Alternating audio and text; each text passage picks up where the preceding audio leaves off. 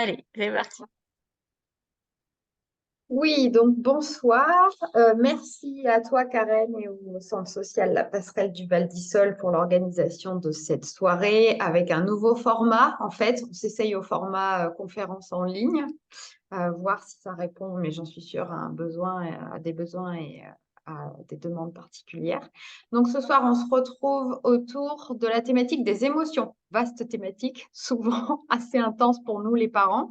Donc, on se retrouve autour des cris, des pleurs, des colères. On va essayer de mieux comprendre le fonctionnement des émotions pour voir comment on peut accompagner nos enfants quand ils les traversent. Avant de commencer à rentrer dans le sujet, je vais me présenter un petit peu, histoire que vous sachiez qui c'est qui va vous parler et qui va tchatcher là pendant 1 heure. Donc moi, je suis Marion Launay, je suis consultante en parentalité et formatrice, c'est mes étiquettes professionnelles. Concrètement, ça veut dire quoi? Ça veut dire que j'anime des ateliers, des groupes de parents en fait, et des groupes de professionnels de l'enfance, donc principalement petite enfance, mais aussi animation, les personnels du périscolaire et beaucoup plus rarement les pros de l'enseignement et de l'aide sociale à l'enfance. Donc, je vais animer des groupes de parents et de pros et des conférences sur toute cette vaste thématique de la relation à l'enfant. Et il est à peu près, je ne sais pas, 1000 sujets que ça vient mettre sur notre tapis. On ne manque pas de sujets d'exploration, en fait, nous, les parents. Avec nos enfants. Quand il y en a certains dans lesquels on s'y retrouve à peu près, ils nous en amènent d'autres, donc on ne s'ennuie pas. Euh, en fait, quand je suis devenue maman, je me suis sentie franchement très rapidement dépassée par ce sujet. Et il y avait pour moi vraiment la problématique des émotions et des besoins de mon bébé, mais il y avait aussi mes nouvelles émotions à moi de maman, en fait. Parce que, il y a des émotions que j'avais pas forcément connues ou vécues avant, ou alors que j'avais pas vécues dans une telle intensité. Donc, pour moi, ça a vraiment été les deux, les siennes qui m'ont posé problème, mais aussi les miennes, en fait, de parents. Donc, je vais essayer d'évoquer aussi peut-être un petit peu ça ce soir, puis ça va dépendre de vos questions. Avant de commencer aussi, j'ai envie de vous demander d'écrire, je veux bien que vous écriviez dans le chat quels âges ont vos enfants. Parce qu'en fait, moi, ça va me permettre éventuellement d'ajuster un peu mon propos parce que, évidemment, les émotions d'un bambin de 2 ans, c'est pas tout à fait la même histoire que les émotions d'un ado de 14. En fait, on n'est pas tout à fait confronté aux mêmes choses. Moi, j'ai 2 enfants. J'ai un grand beau-fils qui a 19 ans maintenant et une fille qui a 12 ans. Donc, personnellement, je suis plus dans l'intensité émotionnelle des premières années, mais par contre, je m'en souviens très bien parce que c'était assez intense pour me marquer. Donc 14 mois, 7, 9, 11 et 13, 3, 8 et 12. 3, 8 et 12, c'est bien, ça fait un panel assez complet. Il y a, il y a le pré-ado et puis il y a encore le jeune enfant. Je travaille en crèche, donc il va y avoir pas mal de moins de 3 ans. Et mes enfants ont 3 ans et demi et 2 ans, 22 mois, 1 an, Luciana 1 an et 8 mois, et Selena 10 ans. Je suis là ce soir surtout pour le Luciana qui fait beaucoup de colère, donc la petite, ouais. Donc il y a un petit peu tous les âges en fait, hein, des petits et des plus grands. Il n'y a pas de grands ados. J'ai de grands enfants, bah si voilà, adultes, et je suis professionnelle de la petite enfance, le petit garçon que je garde à 20 mois. Ok, donc il y a quand même pas mal de petits, mais il y a aussi un petit peu de grands. Et peut-être aussi ce que j'ai envie de vous demander, c'est là en 2 mots, 21, 24 ans et 25 enfants par jour de 4-5 ans. Et peut-être là, ce que j'ai envie de vous demander aussi en 2 mots, c'est si je vous dis émotion, en fait, il y a quoi qui vous vient? Les 2 mots qui vous viennent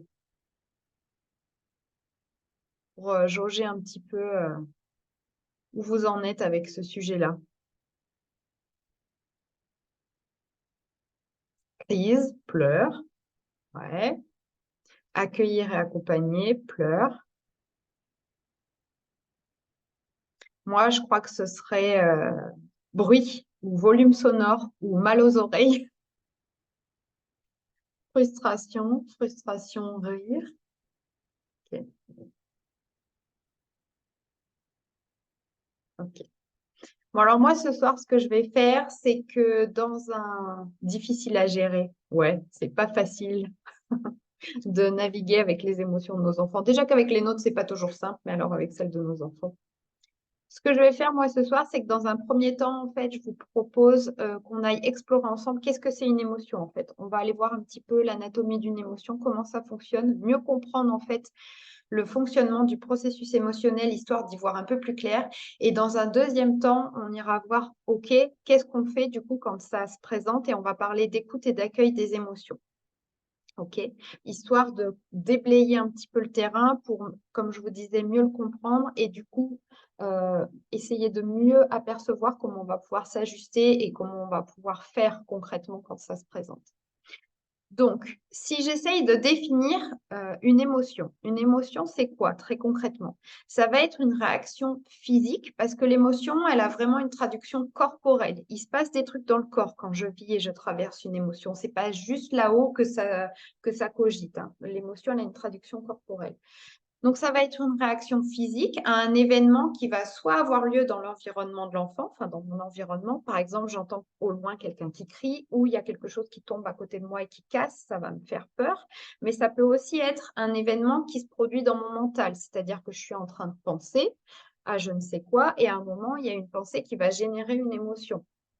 Je me souviens, moi, par exemple, que quand j'étais ado, ça m'est arrivé qu'une fois, mais un jour, j'étais en train perdue dans mes pensées, je me suis rendu compte que mon cartable était resté dans l'entrée à la maison et que j'allais donc au collège sans mon cartable. Cette pensée-là, elle génère tout d'un coup un truc dans mon corps. Donc, une émotion, ça va être une réaction physique qui se passe d'un truc dans le corps à un événement qui a lieu autour de moi ou dans mon mental. Cet événement qui va avoir lieu, on va le qualifier de déclencheur. C'est lui qui va déclencher la mise en route du processus émotionnel. Et le processus émotionnel, il a 3 grands temps, en fait. Nous, on a tendance à penser qu'au dernier, parce que c'est celui qui est visible, mais une émotion, ça fonctionne en 3 temps. Donc, c'est comme si au départ, je suis là, il y a le déclencheur. Donc, par exemple, il y a quelque chose qui tombe à côté de moi et qui casse. Hop, ça m'interpelle. Ce déclencheur, il va entraîner une charge émotionnelle. Je vais me charger, je vais monter, je vais me mettre sous tension, en fait. Et ça aussi, ça va avoir une traduction corporelle. Je vais par exemple avoir les épaules qui se crispent, qui montent et qui se crispent, ou le ventre qui commence à se serrer si c'est la peur, l'émotion qui se profile, qui se présente. Pourquoi, en fait, après le déclencheur, il y a cette mise sous tension émotionnelle? C'est pour me permettre de faire face à ce qui se présente. Et c'est là qu'il y a le deuxième temps, le temps où je suis chargée, en fait. Donc, ça déclenche, ça monte, puis je suis chargée. Ça, c'est le deuxième temps. Il est là pourquoi? Il est là pour me permettre de faire face. Si j'ai entendu quelque chose qui tombe et qui casse, en fait, il faut peut-être que je fasse attention. Il faut peut-être que je me protège, en fait, vous voyez, ça, ou s'il y a quelqu'un qui crie, je vais peut-être avoir peur qu'on m'agresse, qu'il se passe un truc. Enfin, en tout cas, cette tension qui va se mettre en moi, elle va être là pour que je puisse faire face à ce qui se présente, à ce que le déclencheur va susciter.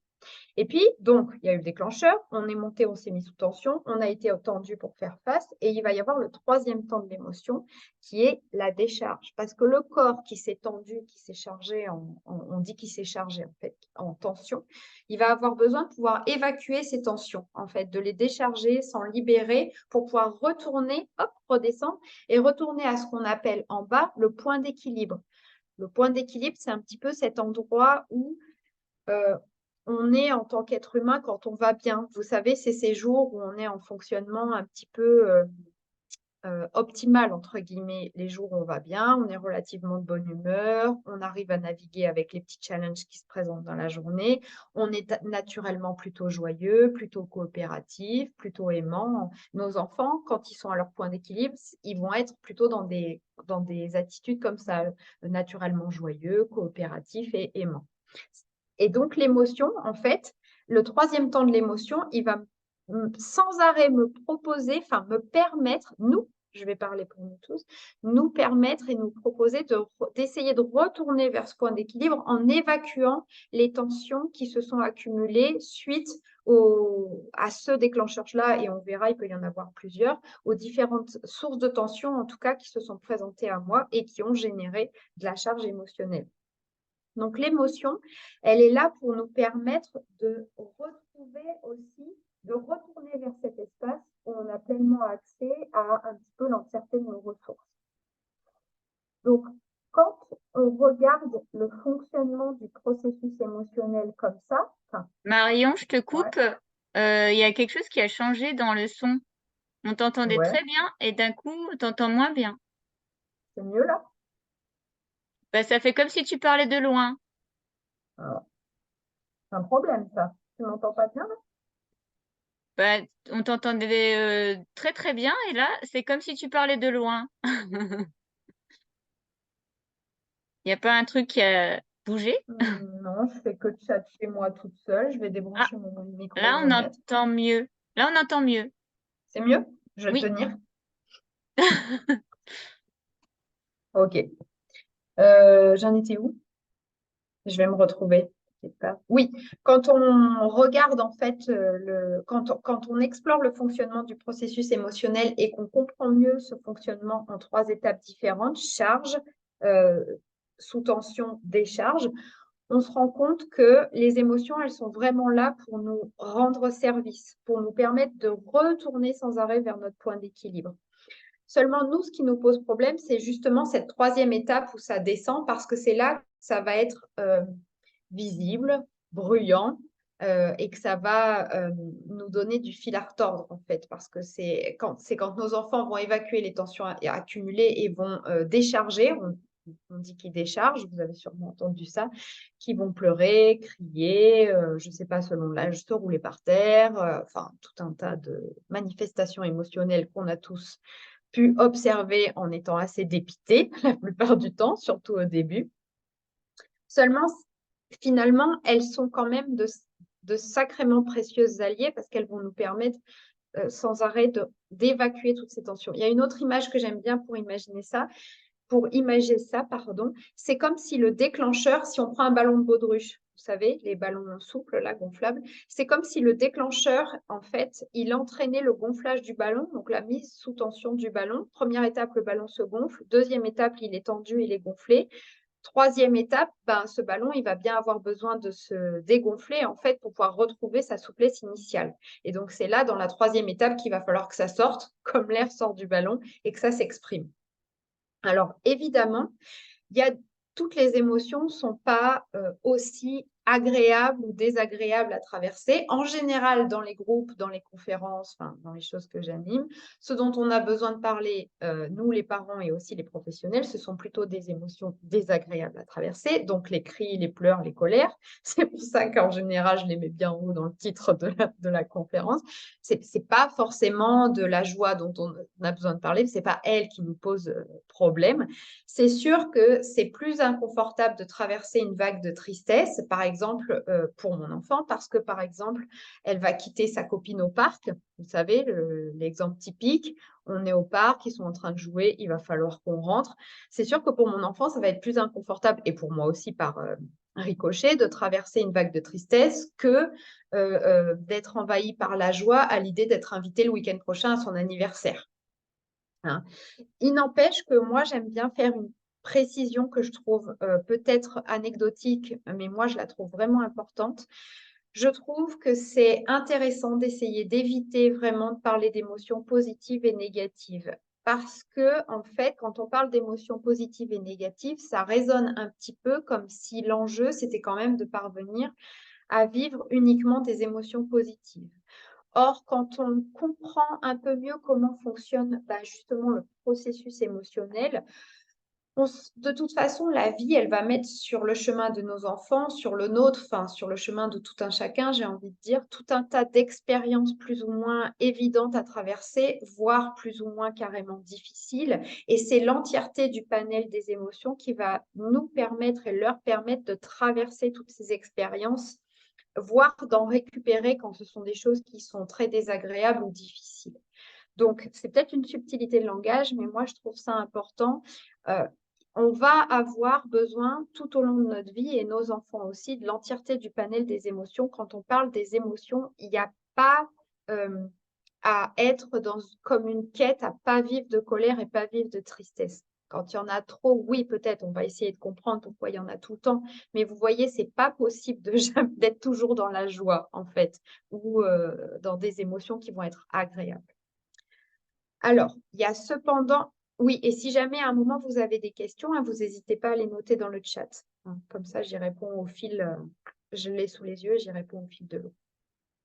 Il va y avoir cependant une grande différence entre nous, les adultes, et les enfants par rapport aux émotions, qui va se trouver au niveau du développement du cerveau. Dans notre cerveau, là, derrière le front, on a une partie qui s'appelle le cortex préfrontal. Ça n'a pas beaucoup d'importance, hein, les mots de vocabulaire, mais je vous partage quand même, qui est en fait le lieu essentiel du contrôle de nos réponses émotionnelles. Ce cortex préfrontal, il va permettre tout un tas de choses qui sont très importantes par rapport à la vie émotionnelle. Parce que j'essaye, et je vous expliquerai pourquoi, de ne pas utiliser le mot gestion. Il va nous permettre, ce cortex préfrontal, de prendre du recul, en fait, par rapport à ce qui se passe dans notre vie. Il va nous permettre d'examiner la situation, de prendre un peu de hauteur face aux événements, dans l'objectif de nous permettre de prendre les bonnes décisions par rapport à ce qui se présente. Ce cortex préfrontal, c'est lui aussi qui va nous permettre de réguler nos émotions, voire nos impulsions. Parce que je vais y venir, mais le cerveau archaïque, lui, va avoir tendance à générer des choses qui sont plutôt de l'ordre des impulsions parce que ça va très vite, plus vite que ce qui se passe dans le cortex préfrontal. Mais j'y arrive. Je m'éparpille quand j'ai envie de dire trop de trucs.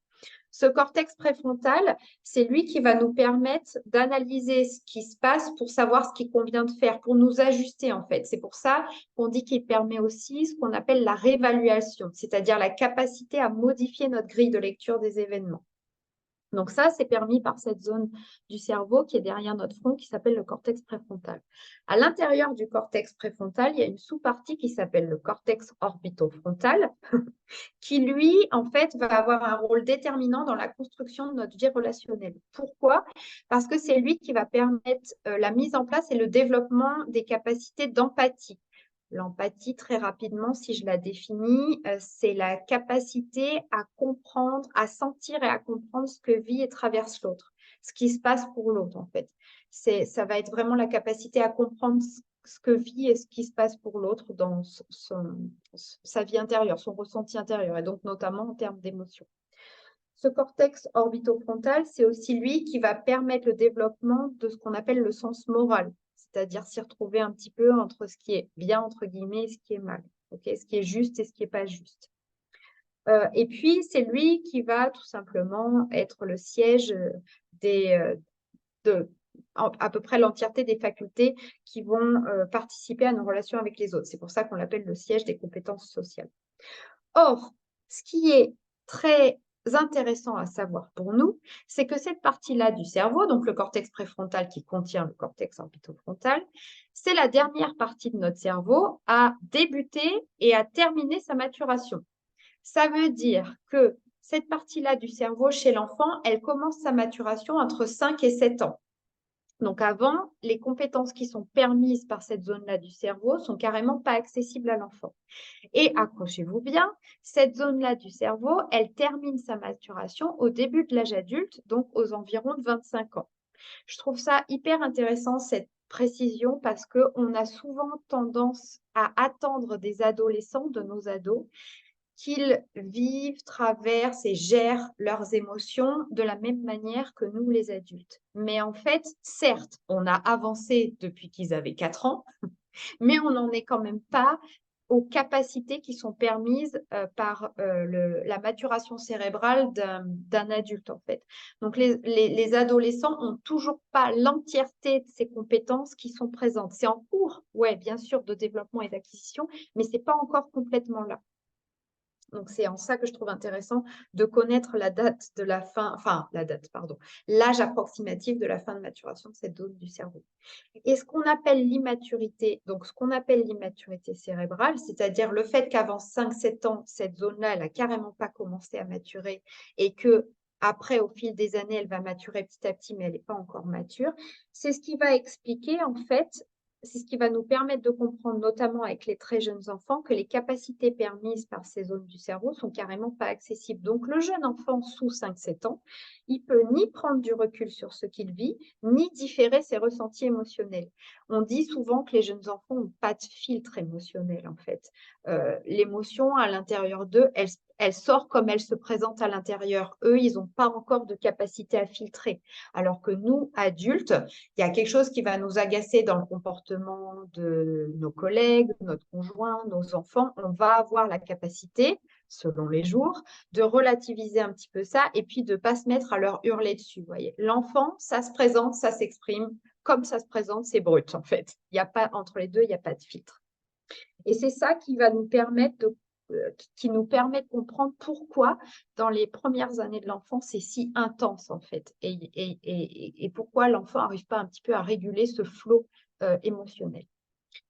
Comme je vous disais aussi, cette partie donc ce qu'on appelle le cerveau supérieur, elle n'est pas mature dès la naissance. Elle va commencer donc à maturer à partir de 5-7 ans. Par contre, il y a une autre partie qui est planquée plus à l'intérieur du cerveau, qu'on va appeler le cerveau archaïque, en fait, qui, elle, est mature dès la naissance.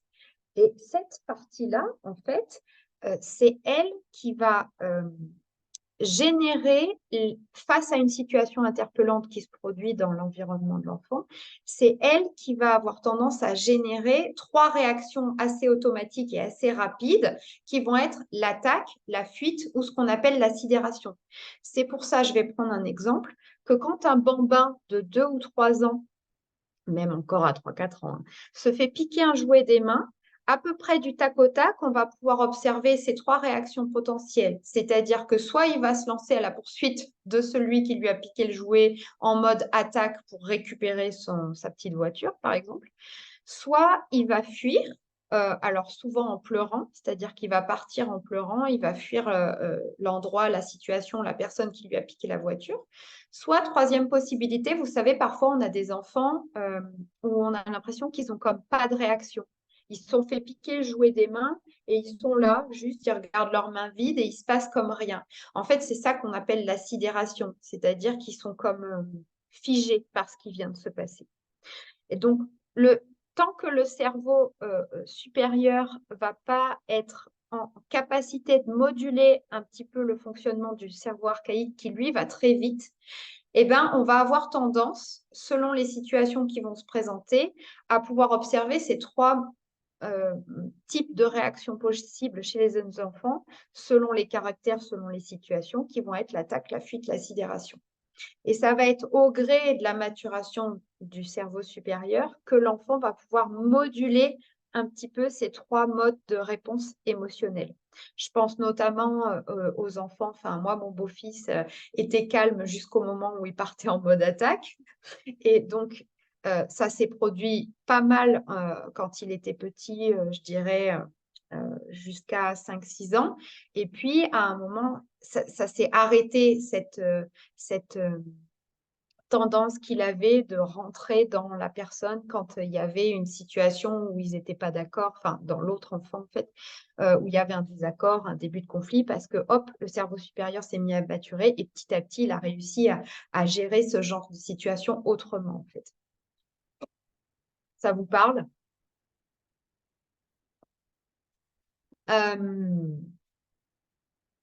Les enfants, en fait, ils vont souvent avoir des émotions qui vont, comme je disais, avoir, je me répète, c'est pas grave, une intensité qui ont tendance à nous impressionner, nous les parents ou les adultes. Et nous, en fait, les parents, les adultes, on va souvent avoir tendance à se prendre, moi j'aime bien dire, à se prendre les pieds dans le tapis avec la question de la justification de cette intensité émotionnelle. Parce qu'on va pouvoir régulièrement, surtout avec des jeunes enfants, mais aussi parfois avec les ados, hein, ça revient un petit peu, on va souvent pouvoir trouver que le déclencheur, vous savez, ce qui suscite l'émotion, ben, il ne justifie pas, de notre point de vue en tout cas, une telle intensité. C'est-à-dire que peut-être qu'il y a un petit jouet qui s'est cassé, mais nous, on sait très bien que c'est réparable. Typiquement, un Lego, un enfant qui jouerait avec un vaisseau Lego, il le fait tomber par terre. Bon, c'est un Lego, c'est réparable. Donc, nous, on ne comprend pas pourquoi le Lego explosé au sol, là, ou même un tout petit peu abîmé parfois, ça va générer un cataclysme intersidéral.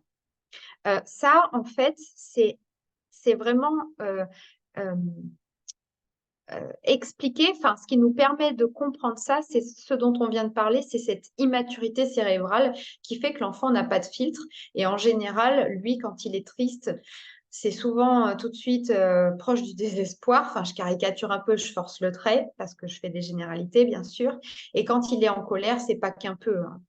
Comme je disais, parfois, enfin, il va avoir envie de rentrer dedans. Ou à l'inverse, ça va tout de suite être une fuite en pleurant pour un tout petit truc.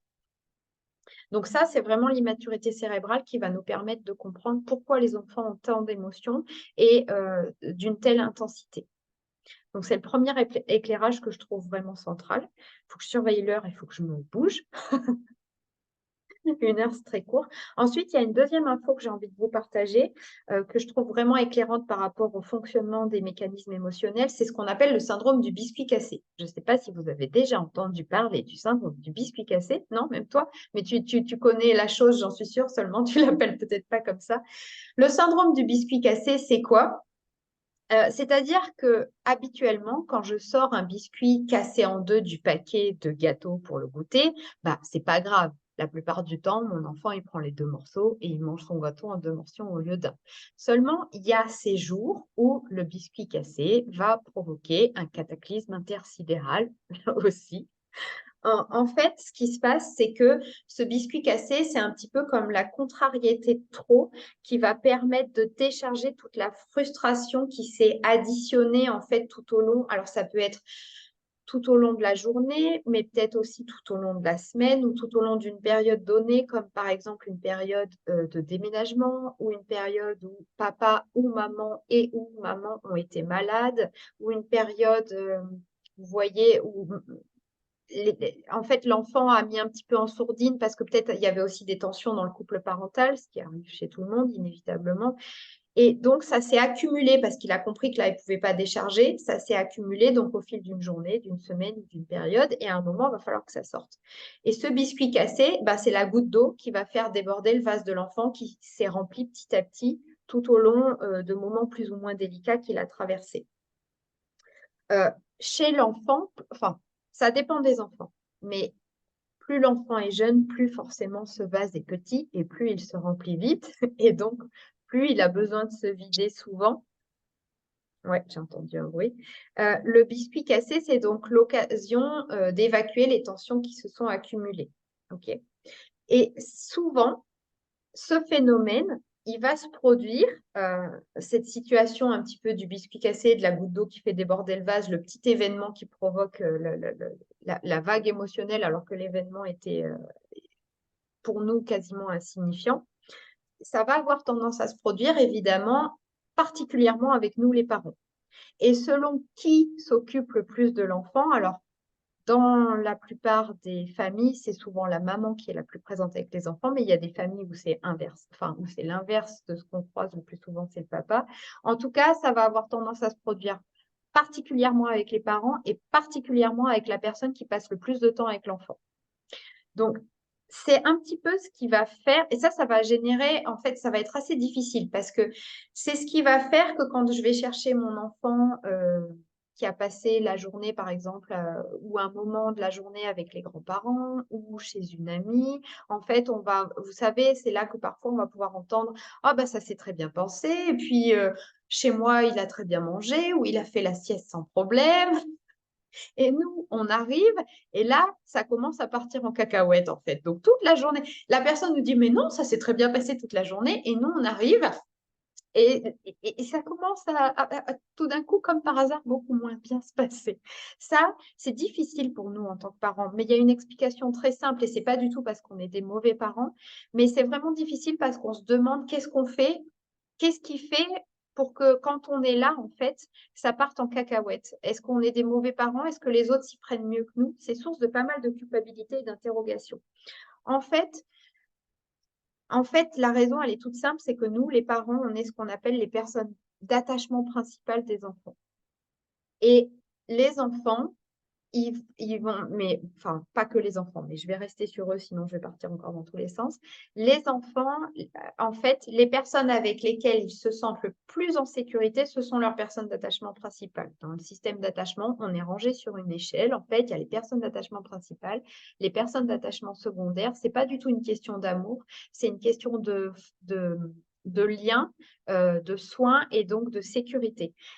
Donc, nous, les parents, on est les personnes d'attachement principales de nos enfants. Ça veut dire que c'est avec nous qu'ils se sentent le plus en sécurité. Ça veut dire que c'est donc avec nous qu'ils vont le moins se, se contorsionner pour faire les compromis nécessaires euh, par exemple, à la vie en collectivité ou en groupe.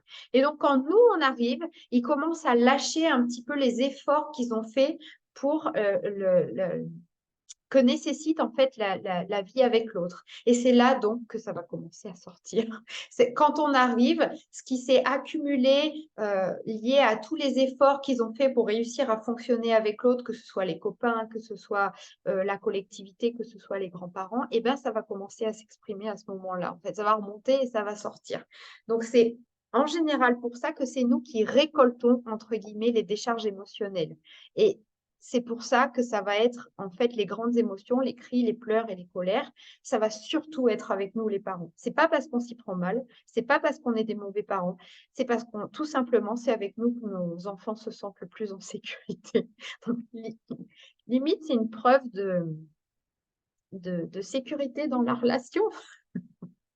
Euh, euh, oui, voilà. Et ça c'est souvent quelque chose qui est vachement préoccupant pour nous les parents. C'est pourquoi le soir, la journée se passe bien pour les enfants à l'école, ailleurs. Pourquoi le soir, quand je les récupère avec moi, ça pleure, ça crie et c'est difficile à gérer. Ben, c'est parce que il va y avoir ce phénomène d'évacuation de toutes les tensions qui se sont accumulées dans la journée ou dans la demi-journée que l'enfant a éventuellement passé ailleurs.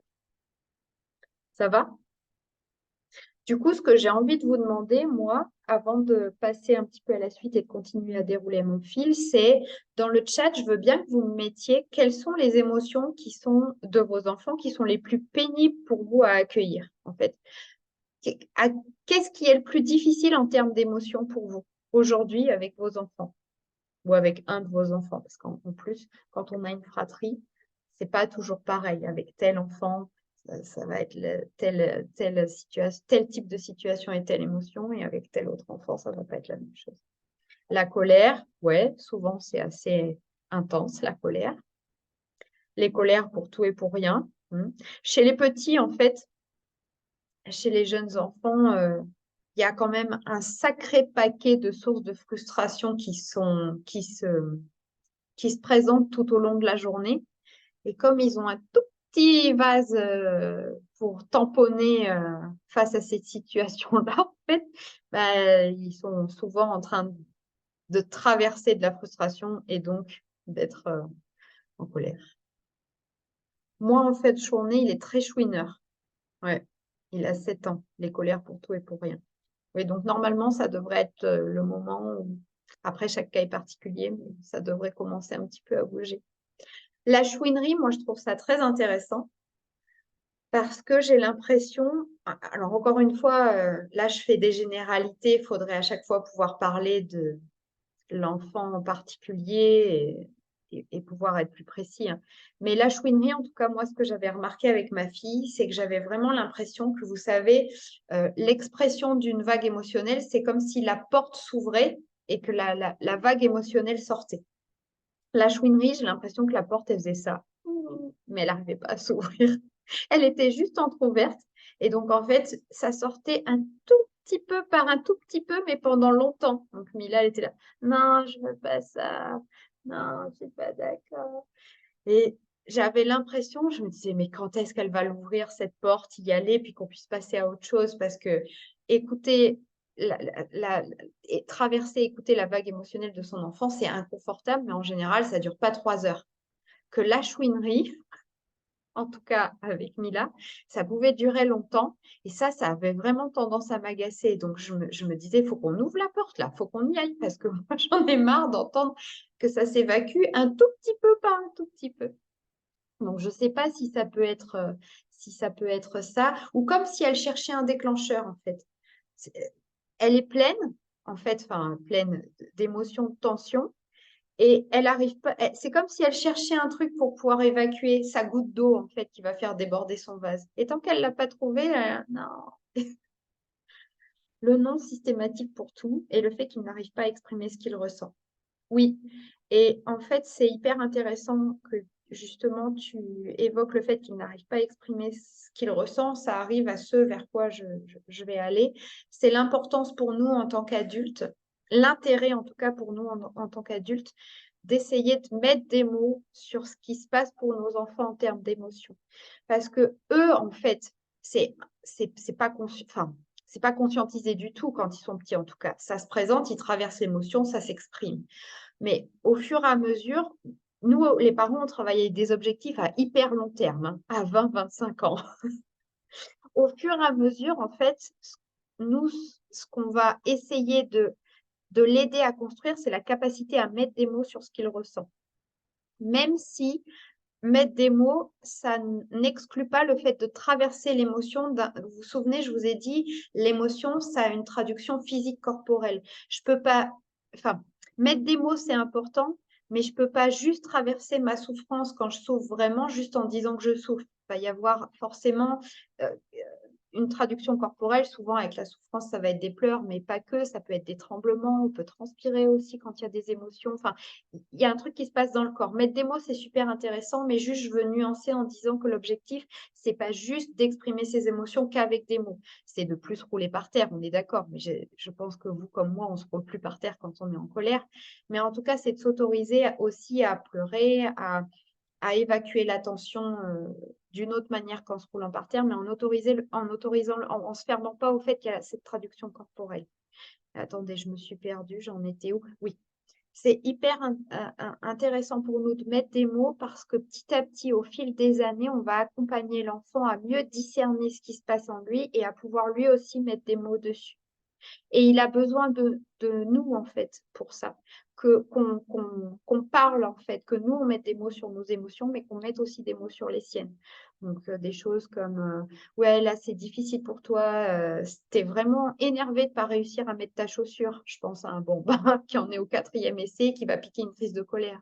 Si je pense à un ado, ben, ouais, je vois là, ça t'énerve vraiment de ne pas pouvoir aller chez ta copine là tout de suite. Enfin, je sais pas, avec un ado, faut pas trop parler livre, faut que ce soit assez spontané parce que sinon il nous renvoie assez vite la porte au nez, genre tu me gonfles à me parler comme ça. Enfin, moi, Mila, en tout cas, elle me dit ça. Mais ça va être vraiment intéressant de mettre des mots. Et c'est ça, quand on en arrive finalement, tu disais par rapport à la chouinerie, que tu penses que c'est ça, qu'il cherche le déclencheur ou qu'il a besoin d'évacuer et qu'une fois qu'il pleure, ça va mieux. Ben oui, parce qu'en fait, nous, en tant que parents, des fois, on se tire aussi une balle dans le pied à éviter absolument la, la décharge, en fait, la vague émotionnelle, l'expression de l'émotion. Parce que quand notre enfant, il a déchargé, bon, certes, c'est un peu délicat à accueillir, à écouter, à traverser, mais une fois qu'il a déchargé, en général, lui, ça va tout de suite beaucoup mieux. Enfin, ça prend un petit temps, mais ça va mieux. Nous, après, on est un peu épuisés parce qu'on s'entraîne à écouter les émotions et c'est difficile, ça nous donne du fil à retordre. Mais eux, en fait, ça leur permet de retrouver la capacité à redevenir fonctionnels, entre guillemets. Euh, donc, évidemment, il va y avoir des émotions. Ah, j'ai envie de dire trop de choses, il faut que j'organise ma pensée. Donc, il y a des émotions qui sont plus évidentes pour nous à accompagner en fonction de la légitimité qu'on leur accorde. Souvent, je ne sais pas comment c'est pour vous, mais ça va être spontanément plus facile d'écouter les pleurs d'un enfant qui, par exemple, est tombé et s'est fait mal, parce que là, on va trouver que c'est légitime. Là, il a un gros bobo, il a le droit de pleurer. Je caricature un petit peu, mais ces pleurs, souvent, on va être plus à l'aise avec certains pleurs, notamment ceux qui sont liés à de la douleur physique. Alors qu'à l'inverse, ça va être assez insupportable pour nous d'entendre, vous savez, ces pleurs dont je parlais tout à l'heure, qui sont ceux de l'enfant qui est frustré parce qu'il faut rentrer du parc, parce que c'est fini. Nous, on trouve qu'on y a déjà passé 1 heure et demie et qu'on voudrait en plus ne pas écouter des pleurs sur le chemin du retour. Mais en fait, comme on vient un petit peu mieux comprendre comment fonctionnent les mécanismes émotionnels, on se rend compte que toutes les émotions ont une place au-delà aussi des raisons qu'on leur suppose. Parce que quand je récupère mon enfant de la journée d'école, que je l'emmène au parc, en fait, je l'ai peut-être récupéré enfin, le moment où je lui dis qu'on va rentrer, il y a la frustration de rentrer du parc, mais il y a aussi tous ceux avec quoi je l'ai récupéré qui ne s'étaient pas encore forcément exprimés parce que bah, c'était cool, on allait au parc en fait jouer. Et là, en fait, au moment où je dis qu'on va rentrer, il y a déjà la frustration de rentrer et puis il y a tout ce qui s'était accumulé dans la journée qui va sortir.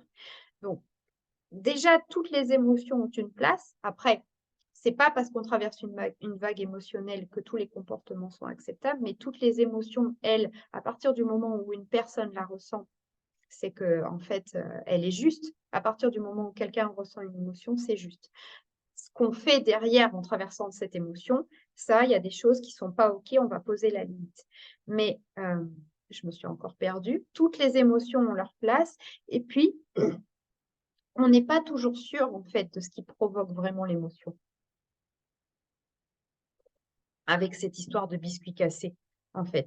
Parce qu'au moment où mon enfant se met à pleurer parce qu'on rentre du parc, bah, peut-être que c'est pas juste ou complètement pour ça qu'il pleure. Peut-être qu'en fait, il s'est passé un truc dans la journée, je suis pas encore au courant, mais c'est à ce moment-là que ça va sortir, en fait.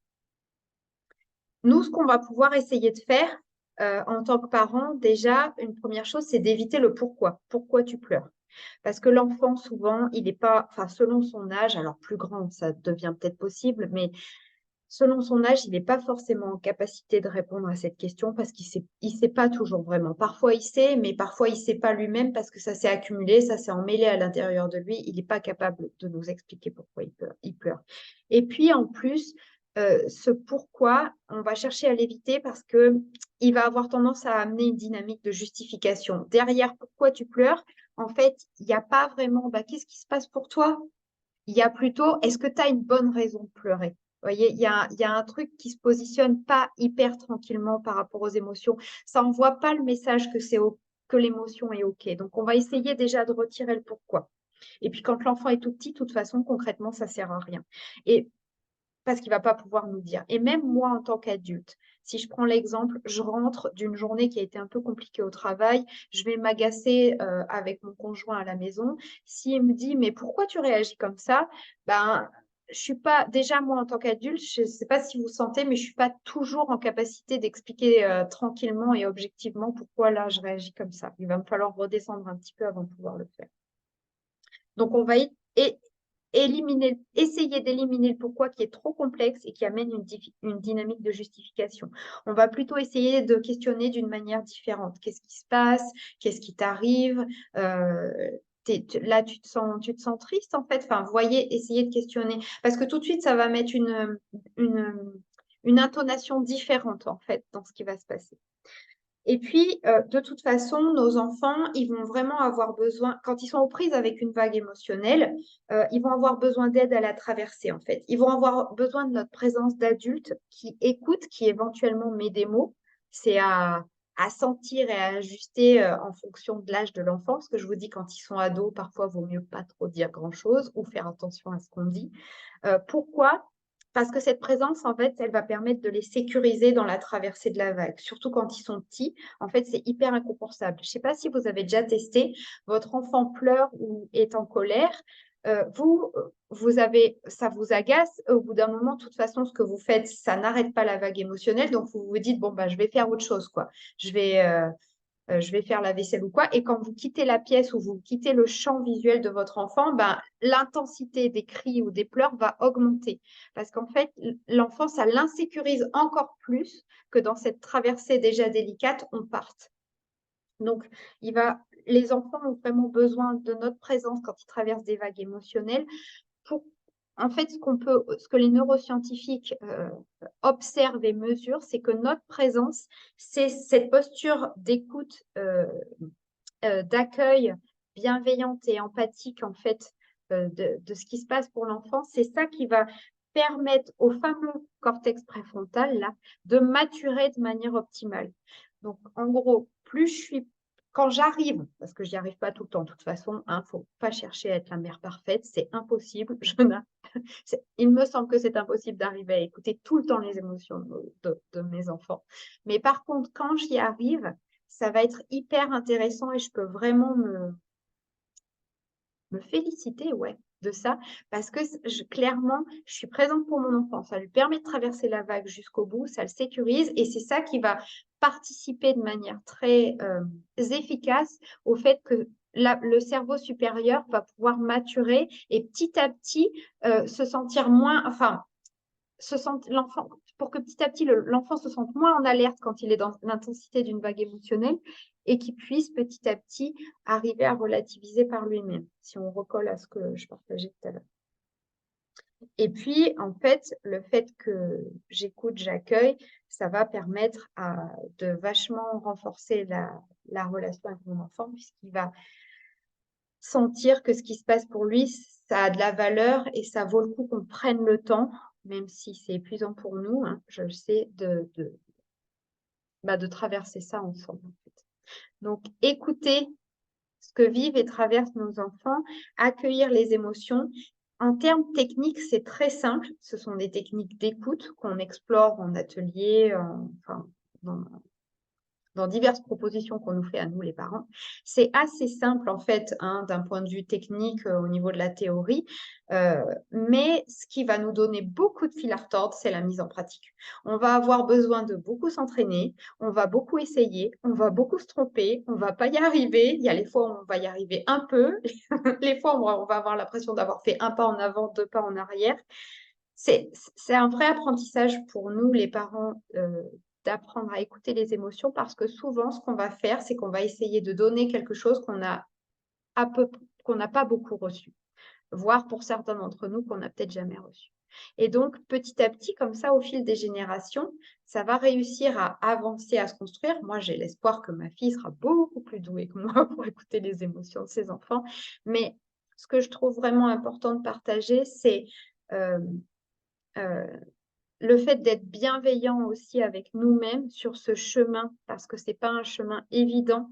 Moi, ça m'a pris vraiment, et ça me donne encore franchement du fil à retordre, puisque en plus, c'est plus des émotions de bambin que j'écoute, c'est des émotions d'ado. Il faut que j'apprenne à naviguer petit à petit avec les particularités de ces âges-là. C'est ce qu'on dit, hein. Avec les enfants, c'est passionnant. Quand on arrive à peu près à naviguer avec un âge, ben, ils grandissent. Ou alors le suivant n'est pas le même modèle que le premier et du coup, il faut apprendre à faire différemment. Mais oui, de la bienveillance envers nous dans cet apprentissage qu'on va essayer de faire dans l'accueil et l'écoute des émotions, parce que ça nous donne beaucoup de fil à retordre. Est-ce que l'on peut dire que parfois notre enfant n'a pas envie de répondre à notre question? Qu'est-ce qui se passe? Peut-on dire que le moment de décharge et de retour au point d'équilibre sera atteint plus tard? Alors, je ne sais pas si je t'ai bien compris, mais tu vas me dire, très souvent, quand l'enfant est dans l'intensité de la vague émotionnelle, de toute façon, le cerveau rationnel n'est pas disponible, en fait. Donc, l'enfant, il n'est pas en capacité d'avoir une conversation rationnelle, en fait. Ça va être possible après.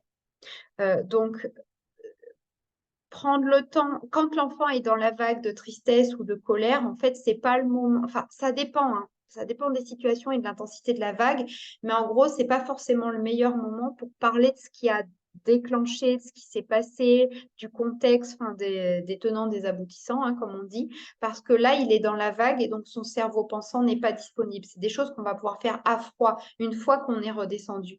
Moi, je sais que ma fille, quand elle était petite, et c'est encore le cas aujourd'hui, la plupart du temps, quand elle est dans une forte émotion, elle ne veut pas parler avec moi et la plupart du temps, elle a besoin que je sois présente. Enfin, je me souviens, surtout quand elle avait 3, 4, 5 ans, elle avait vraiment besoin que je sois présente parce que comme je vous partageais, si je sortais de la pièce, parce qu'avant d'apprendre tout ça, je me suis dit, bon, ben, je ne sers à rien.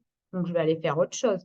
Parce que Mila ne voulait pas que je la touche et elle ne voulait pas non plus de contact visuel, que je la regarde quand elle était très en colère. Je pense aujourd'hui que c'est parce que c'était trop dur d'être vue comme ça, en train de pleurer. Enfin, c'est un petit peu comme nous. Enfin, nous aussi, en tant qu'adultes, on n'aime pas spécialement qu'on nous voit pleurer ou qu'on nous voit très contrariés. Et donc, je me disais que je servais à rien, que j'allais aller faire autre chose. Et en fait, l'intensité le volume sonore augmentait. Donc, j'ai compris, et puis au fil de toutes ces recherches, tout ça, j'ai compris qu'il y avait besoin que je reste là. Mais c'était pas la traversée de la vague, c'était pas le moment où on allait pouvoir en parler, où on allait pouvoir. En fait, l'émotion sort, donc il y a des pleurs, des cris, et c'est après qu'on peut reparler tranquillement de éventuellement ce qui a ce qui s'est passé. Je ne sais pas si ça répond à ta question, mais je pense en fait que l'information intéressante là, c'est que quand on est en pleine vague émotionnelle, le cerveau rationnel et pensant n'est pas disponible en fait. Ça va être une fois que ça commence. Vous savez, quand on écoute la vague, il y a un moment où on sent que le volume sonore baisse ou l'intensité des pleurs. On sent que la vague, elle commence à redescendre. Et c'est le moment où on va pouvoir, ça dépend des âges, hein, mais c'est le moment où on va pouvoir se rapprocher, se remettre en lien.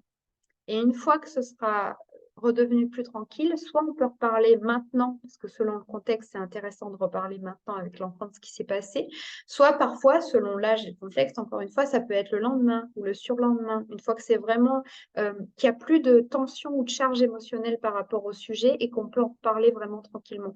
Et qu'il n'y a plus aussi peut-être de charge et de tension émotionnelle pour nous, parce que selon les sujets, c'est nous qui ne sommes pas disponibles une fois que l'enfant est redescendu pour en parler, parce que nous, on a écouté l'émotion et on est encore peut-être tendu, contrarié ou fatigué. Et c'est nous qui n'allons pas être capables d'avoir une conversation tranquille. Voilà. Bon, 1 heure, c'est hyper court. Est-ce que vous auriez encore quelques questions? Est-ce qu'il y avait quelque chose que j'avais... Oui, il y a peut-être aussi une petite chose que j'ai envie de rajouter par rapport au lien entre pose de limite et... bah oui, parce qu'en fait, on pourrait faire un séminaire d'1 semaine sur les émotions, hein. Mais il y a peut-être une petite chose que je trouverais importante et que j'ai envie de rajouter, c'est le lien entre pose de limite et émotion. Nous, les parents, je ne sais pas pourquoi, quand on rappelle une règle ou on pose une limite à nos enfants, on aimerait, ou quand on leur dit non, qu'ils nous répondent: oui, maman, ok, maman, je vais juste aller faire autre chose. En fait, quand on rappelle une règle, on pose une limite ou on dit non, ça va générer une manifestation émotionnelle. Enfin, et nous, les parents, c'est un petit peu comme si on pensait parfois que comme notre enfant a une manifestation émotionnelle suite à la pose de limite, c'est qu'on a mal posé notre limite, c'est qu'on s'y est mal pris. Que si on s'y prenait bien, ça générerait pas une vague comme ça, vous voyez, de la frustration à une telle... Mais en fait, pose de limite égale frustration, égale manifestation émotionnelle. C'est presque inévitable, en fait. Donc, c'est normal, entre guillemets, que quand je dis non, je pose une limite, il y ait derrière une émotion qui s'exprime. Je l'accueille, je l'écoute. C'est pas parce que je m'y suis mal pris pour poser la limite. Comment on accompagne la frustration? Ben, ça va dépendre de l'âge, mais en fait, on en revient au fait que je pense que nous, les parents, c'est ce que je disais, l'accueil et l'écoute des émotions, dans la théorie, c'est déconcertant de simplicité. C'est-à-dire qu'on va se mettre à l'écoute de ce qui se passe pour l'enfant et on ne va pas spécialement faire quelque chose, en fait. Je vais essayer derrière de prendre 1 ou 2 exemples concrets. Mais nous, je sais, on pense que si on ne fait pas quelque chose, qu'on n'est pas proactif, donc on n'est pas en train concrètement de faire quelque chose, on n'accompagne pas ce qui se passe pour notre enfant. Mais on oublie que la présence, c'est un truc énorme. Quand juste je suis présent, je suis avec mon enfant, je fais quelque chose et j'accompagne vraiment la traversée de l'émotion, en fait. C'est pas parce que je cherche une solution, je vais chercher un autre biscuit dans le paquet, ou enfin parfois ça dépend, les émotions sont suscitées par des besoins, c'est difficile de parler de manière générale, mais ce que j'aime beaucoup souvent dire, c'est à quel point la présence c'est précieux en fait, et qu'on fait beaucoup en étant là, juste en étant là entre guillemets. Donc j'essaye de prendre 1 ou 2 exemples précis. Il pourrait y avoir la frustration. Par exemple, un jeune enfant qui voudrait, enfin un jeune, moins jeune d'ailleurs, qui voudrait absolument le jouer qu'à un autre enfant. Forcément, il est frustré, c'est l'autre qui l'a, je sais pas, le petit vélo, la trottinette, peu importe. Donc lui, il peut pas l'avoir, il est frustré. Comment je vais accompagner ça? Je vais mettre des mots. Bah ouais, je comprends, c'est dur pour toi, tu avais vachement envie de faire de la trottinette là et elle n'est pas dispo. Comme ça. Et je vais en fait écouter l'enfant, soit selon son âge et selon l'intensité de l'émotion. Il y a une personne qui n'a pas le micro coupé, je veux juste bien qu'elle coupe, j'entends des chut dans mon oreille. J'en étais où? Oui, selon l'intensité, l'âge et l'intensité de l'émotion, l'enfant, soit il va me parler, bah ouais, moi je ne l'ai pas eu déjà hier, et je vais pouvoir l'écouter et puis discuter avec lui là-dessus. Soit peut-être, c'est pas des mots, c'est des pleurs, parce que s'il a 2, 3 ans, il est possible on soit directement avec les pleurs. Et en fait, je vais juste être là avec lui, vous savez, parce que je vais quand même pas aller piquer la trottinette à l'autre. Enfin, après, ça dépend de la situation. Peut-être que dans 5 minutes, je vais demander à ce que cet enfant l'allait, mais peut-être pas. Et donc, je vais être présente avec l'enfant. Et puis, il y a un moment, selon l'âge, je vais peut-être aussi lui proposer qu'on fasse autre chose. Je vais proposer des alternatives. Ça va dépendre des situations. C'est assez difficile de faire des réponses générales. Mais en tout cas, parfois, je vais aussi juste être là et écouter la décharge de frustration. Et à un moment, une fois qu'il aura exprimé ça, il va passer à autre chose. Enfin, encore, tout est au cas par cas. Et je voulais prendre un exemple avec un enfant plus grand. Si je prends un exemple avec un enfant plus grand, un préado, ma fille, par exemple, elle pourrait être frustrée par quoi? Elle pourrait être frustrée par le fait que, elle était chez une copine, ça arrive souvent chez nous, elle était chez une copine, il y avait une autre copine et elle a eu l'impression que les deux autres copines fonctionnaient hyper bien ensemble et elle se sentait un peu, c'est peut-être pas un bon exemple ça, c'est peut-être pas de la frustration. Euh, Où elle a pas été invitée, où on mange pas de la pizza ce soir. Enfin, en fait, c'est à peu de choses près, ça va être pareil. Je vais pouvoir mettre des mots. Ah ouais, t'aurais vachement aimé manger une pizza ce soir. Ou ah, bah t'aurais vachement aimé aller dormir chez un tel ce soir. Et puis, je vais écouter soit ce qu'elle va me dire, parce qu'à cet âge-là, c'est quand même moins souvent des pleurs et des cris. Ça va être plus ça va commencer à être plus dans le verbal quand même. Et je vais écouter ce qu'elle va avoir à me dire sur le sujet. Bah ouais, j'en ai marre, tu me fais tous les soirs des légumes à la vapeur, c'est dégueulasse. Et on va pouvoir discuter ensemble. Ou, bah oui, ça fait longtemps que je suis pas allée, on ne s'est pas vu. En plus, j'ai des choses à lui montrer, j'y vais jamais. Voilà, les grandes généralités sur on n'en mange jamais, j'y vais jamais. Et en fait, je vais accompagner comme ça en étant là et en écoutant ce qui se passe pour l'enfant. Que je trouve ça vrai ou pas, parfois, peu importe, j'écoute sa réalité à lui.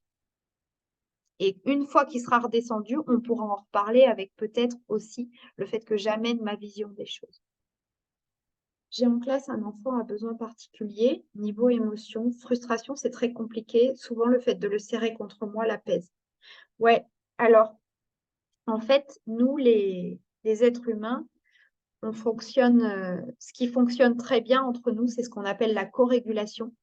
C'est-à-dire que, et c'est pour ça que les enfants ont vraiment besoin de nous, en fait, de nous, les adultes, pour les aider à retourner, enfin, à traverser et à retrouver de l'apaisement quand ils sont aux prises avec une vague émotionnelle. Parce que, en fait, eux, là-haut, donc on disait le cortex préfrontal, c'est pas assez mature pour pouvoir relativiser, mais ils vont se caler, ils vont se mettre comme en résonance avec nous, qui restons en potentiel, si on y arrive, qui restons potentiellement calmes, et ils vont comme se servir de notre calme, de notre présence, de notre disponibilité pour venir se caler dessus et petit à petit s'apaiser. Si nous, on arrive à rester calme, on va être plutôt, je ne vais pas rentrer trop dans les détails de fonctionnement, mais on va être plutôt dans ce qu'on appelle le mode ocytocine, donc le mode hormone neurotransmetteur du lien, et ça va pouvoir aussi déteindre sur l'enfant, entrer en résonance. À l'inverse, quand nous, on est en mode là, je rentre pas trop dans le détail, mais quand on est en mode hormones et neurotransmetteurs de stress, donc adrénaline, neurocortisol, je ne sais pas si vous l'avez remarqué, mais je suis sûre que vous l'avez remarqué, les enfants, ils vont se mettre au diapason avec nous, en fait. Les jours où nous, on est en mode contrarié, pas bien, tendu, comme par hasard, on aimerait qu'eux, ils soient cool, mais la plupart du temps, ils vont entrer en résonance avec nous et ils vont être aussi euh, tendus et sollicitants, en fait. Donc, le fait de mettre parfois du contact physique, encore faut-il que l'enfant soit d'accord, enfin en tout cas moi, ma fille, elle n'était pas d'accord, eh ben, ça va permettre de pouvoir apaiser parce que tout ça va communiquer, entrer en résonance et ça va apaiser l'enfant. Et puis on est quand même des êtres sociaux, de liens, le contact physique de toute façon fait toujours beaucoup de bien et amène de l'apaisement. Enfin, s'il n'est pas forcé, bien sûr. Ma fille de 20 mois mord et tape lorsqu'elle est en colère. Ouais, c'est souvent intense quand ils sont petits. Parents, sœurs, camarades, en fait, la personne qui passe sous la dent, quoi. Et j'ai l'impression qu'à chaque fois qu'elle a une émotion, elle ne se manifeste que par de la colère. Avez-vous un conseil pour empêcher au moins les gestes de violence? À cet âge-là, en fait, j'ai pas de conseil pour qu'elle en ait plus.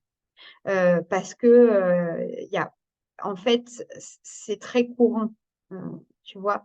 Ce qui va se passer, c'est qu'à cet âge-là, ce qu'on va faire, c'est quand l'enfant décharge, c'est être attentif à le protéger de lui-même. Il y a des enfants, par exemple, ils se tapent la tête au sol ou ils vont tellement gesticuler qu'ils se font mal. Et nous protéger, nous, ou quand on a un enfant croqueur, des mordeurs, moi j'appelle ça des enfants croqueurs, on va être aussi vigilant à protéger les autres enfants parce qu'on sait que dès qu'un jeune enfant croqueur est frustré, en général, il va chercher, il va croquer ce qui lui passe sous la dent et s'il y a un copain pas loin, il va risquer de croquer le copain. Et puis, on va aussi chercher à protéger les objets. Euh, donc, ça va être... il n'y a pas, en fait, de conseil pour que ces gestes-là s'arrêtent. En fait, ça va s'apaiser dans le temps au fur et à mesure que l'enfant grandit et que le cerveau grandit aussi et mature et que l'enfant comprend aussi qu'il peut exprimer ses émotions différemment. Mais à cet âge-là, en fait, il a pas c'est ce que je disais, elle n'a pas la capacité de filtrer. En fait, son geste, elle ne le pense pas. Il n'est pas forcément intentionnel. Donc, nous, ce qu'on va faire, c'est qu'on va essayer de protéger l'enfant, de se protéger. Mais chez elle, ça sort du tac au tac, en fait. Proposer un coussin de la colère, pourquoi pas? Moi, par rapport au coussin de la colère, j'ai tendance à penser qu'il fonctionne si moi-même, je vais l'utiliser en tant que parent. Parce que les enfants vont avoir tendance à... Enfin, vous avez remarqué, un des facteurs premiers d'apprentissage, c'est l'imitation. Donc, en fait, le coussin de la colère, si je propose le coussin de la colère à mon enfant, mais qu'il ne le voit jamais utilisé par personne d'autre dans son entourage, ça me semble assez peu probable qu'il investisse, en fait, ce moyen-là pour exprimer ses émotions. Par contre, si moi, peut-être, j'ai l'habitude d'aller... Alors, moi, ça m'est arrivé de taper dans mon matelas et puis on avait acheté un sac de frappe et ça m'arrivait d'hurler aussi dans des coussins. Peut-être que s'il me voit faire ça, oui, en fait, comme il apprend par imitation, il va peut-être le faire. Mais quand on propose un coussin de la colère qui sort un peu comme ça, euh, à expérimenter, mais pour l'instant, je n'ai pas de retour d'enfants qui vraiment investissent le coussin de la colère plus que ça, en fait. Il y a, pour finir, je vais doucement finir. Il y a un film qui s'appelle Lou. C'est un film qui est adapté d'une BD que ma fille aimait bien lire avec Isabelle Huppert et Ludivine Sagnier. Et à un moment, je trouve ça génial. On voit Ludivine Sagnier qui a agrafé un coussin derrière une porte chez elle, donc à hauteur de visage quand on est debout. Et en fait, alors, c'est pas quand sa fille l'énerve trop, c'est quand sa mère l'énerve trop. On la voit dans le film aller mettre la tête dans le coussin et hurler dedans. Je pense, voilà, que si nos enfants, en fait, nos enfants vont avoir tendance à petit à petit aller vers la reproduction de ce qu'on fait. Alors, ce n'est pas aussi une science exacte, mais s'ils nous voient utiliser certains outils, ils vont aller vers. Mais s'ils voient personne utiliser un coussin de la colère, on peut quand même leur proposer, mais je ne sais pas trop si ça va fonctionner. Voilà. Et finir par vous dire que tous ces fonctionnements-là, en fait, ces mécanismes-là, ils sont encore à l'œuvre pour nous. C'est différent parce que notre cerveau est en théorie mature, mais le besoin de décharger, il est là aussi pour nous. C'est ça que je peux vous partager. Nous aussi, les parents, on ne peut pas rester tout le temps coincé en haut, là, tendu. Il faut qu'on trouve des moyens de faire baisser la pression et d'évacuer un peu les tensions qu'inévitablement on accumule dans notre quotidien de parents.